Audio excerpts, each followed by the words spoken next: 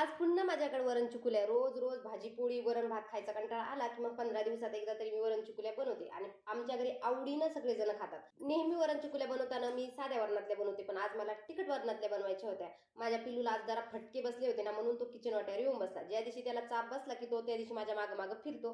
Cooker लावून दिलं आणि श्रद्धाला सांगितलं 2 शिट्ट्या झाल्या की कुकर बंद कर, तोपर्यंत मला बाहेर थोडंसं काम होतं, मी ते करायला गेले. जे काम करायला गेले ते तर काही माझं झालंच, पण येता येता मला थोडासा किराणा घ्यायचा होता, मी तो घेऊन आले आणि तेवढ्यात वरण बी शिजलेलं होतं घरी. वरणामध्ये गरम पाणी टाकून ठेवलं, कुकरमध्ये तेल, कढीपत्ता, जिरे, मोहरी आणि टोमॅटो टाकला. अशा पद्धतीचं मी वरण बनवलं ना, तर मला वरण पोळीसोबत बी खायला छान लागतं आणि चिकुल्यासोबत तर अतिउत्तम.